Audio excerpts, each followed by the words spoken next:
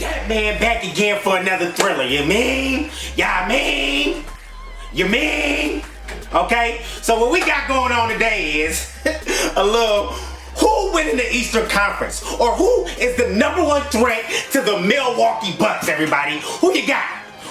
Or are the Milwaukee Bucks even the team that's gonna win the East? Let's chime into what Stephen A. got to say, Max Kellerman, Molly Karam, the whole gang, This that man.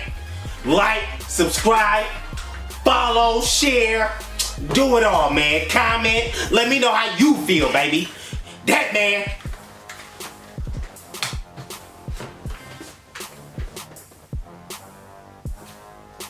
Hold on, man. It's over here acting funny. Toronto was my pick preseason. I'm staying with Toronto. The thing that's changed for me is that next team in the Eastern Conference Finals. If you're asking me to pick it at this moment, I have to take Milwaukee. And the interesting thing to me about the Celtics is I still believe that the Celtics have the highest ceiling of all of these teams, maybe including Toronto. In other words, if everything's clicking just right for the Celtics, if they can figure this thing out and get healthy, and Gordon Hayward goes back to looking like Gordon Hayward, and Al Horford is looking like Al Horford, and Jason Tatum looks like he did last year. I'm not saying like any one of these guys should do something they haven't already done. Just be the best version of themselves, and Brad Stevens be the best version of himself, by the way, and figure out, it's kind of tough to argue that this guy is the next Popovich when the argument after that is there are so many good players on the team, it's hard to coach the team to success. That's not a winning argument for Brad Stevens, for supporters of Brad Stevens, and I've been one. Man, this is how I feel. Boston is not the same team as last year. I told you guys that once before. Kyrie has messed up their chemistry. Kyrie's a great player. I love him. But when you got the ball for 20 seconds off the shot clock, it kind of messes up everybody's rhythm. Okay? So, when you talk about the Boston Celtics being the main threat in the Eastern Conference, I don't believe so. I believe the Eastern Conference is going to come down to one of these three teams. The teams are the Toronto Raptors, the Milwaukee Bucks, and the Philadelphia 76ers, everybody. Yeah, I said it. Joel Embiid, Ben Simmons, Jimmy Butler, if he can stay on the team, okay? If Jimmy can stay on the team, okay, we might have magic, okay? Anyways, let's continue into this first take stuff, man. This that man Dooley. So I still think the potential's there for them to hit the highest heights out of everybody, even win the whole thing. But everything's kind of got to break right for them. Right now, there's Toronto, as I predicted, and there's Milwaukee. And the scary thing for Boston is the competition for Milwaukee is not spot right now as one of the top two teams, is not just Boston. Indiana has to be taken very seriously. And the Sixers, for all the angst and turmoil and tumult in the Sixers, and Jimmy Butler's already unhappy, and there's a problem with Brown and Butler, and Embiid is shooting too many threes for his own liking, and Simmons won't even shoot the three or shoot period, and all these things. The Sixers are still kind of hanging around. And when you talk about upside, they have the most high-end talent, in their play. So, concentrated in very few players.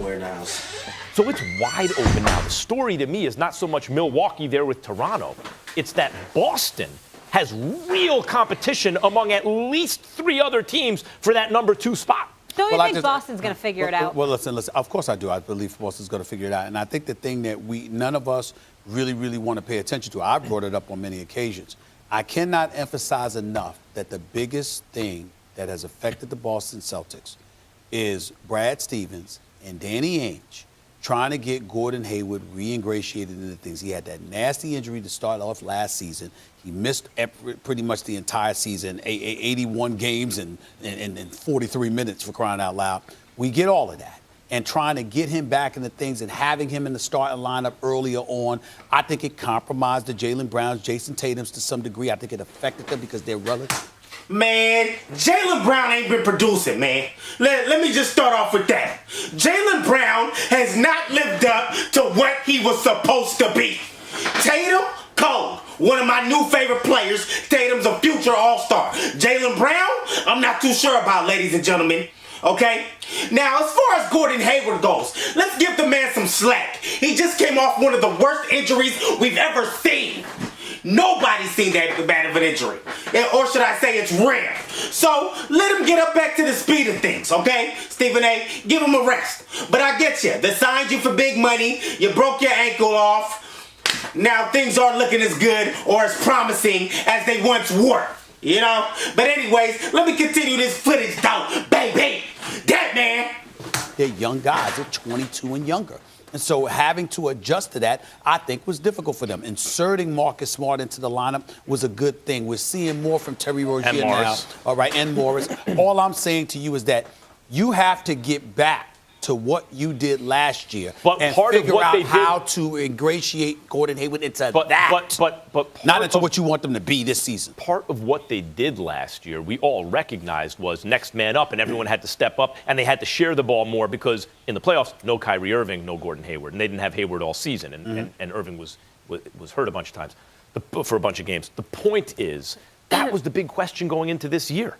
And so far, they have not been able to figure it out. It's not just something that people pay lip service to. Oh, forget it. It doesn't really exist. You know, they'll figure it out, right? No, they haven't figured it out. One of the reasons that Jason Tatum and Jaylen Brown looked so good last year is they got a lot of burn because Hayward's minutes weren't there, and they got to. Well, now Hayward's minutes are back. Yes, you got to reintegrate him, but also Kyrie Irving, who's ball dominant, and for a team that shared very well last year. We totally disagree about the Kyrie Irving deal because Kyrie Irving came there with that being his team. And remember, how they looked was how they were looking before Kyrie went down. Gordon Hayward is the key component here. And the reason why I think he's the key component here is because, you want to justify the $131 million you're paying him. And he can play. Please don't get me wrong. Gordon Hayward can play. I'm not trying to sit up there and dismiss him. I know that he can ball. But the reality is that when you have a team that came together the way that they came together last year, the priority shouldn't be re-ingratiating Gordon Hayward into things. It should be maintaining and building upon what you had last year and figuring out how to fit Gordon Hayward into that. I'm not trying to short sell what you're saying about Gordon Hayward. That, as I mentioned,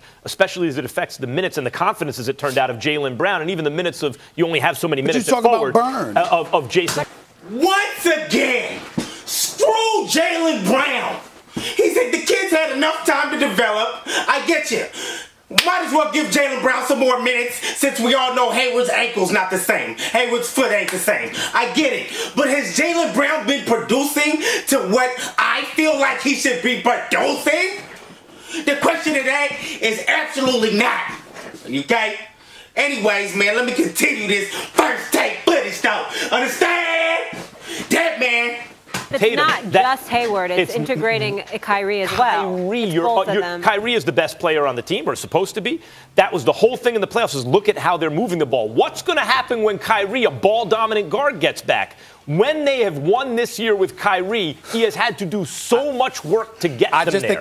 I'm one of those people that I've always felt that, particularly in Boston, that's been unfair to Kyrie. There have been many games where I have watched Kyrie give up the daggone basketball. And the fact of the matter is, it's not like he doesn't know how to do it. It's not like he's unwilling to do it. But when other guys are not making shots, when it comes to superstars, what makes them superstars? You go to them at some point and you say, here, but you're taking take me to the promised land. You're taking it as though it's criticism of Kyrie, like bad Kyrie.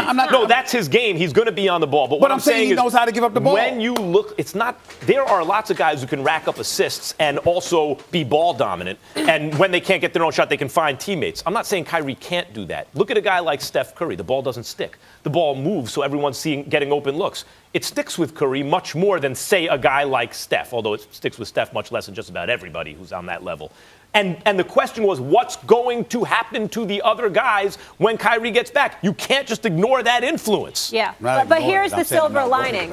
If they do figure it out, now Tatum and Brown have that playoff experience. Man, I've heard enough, okay?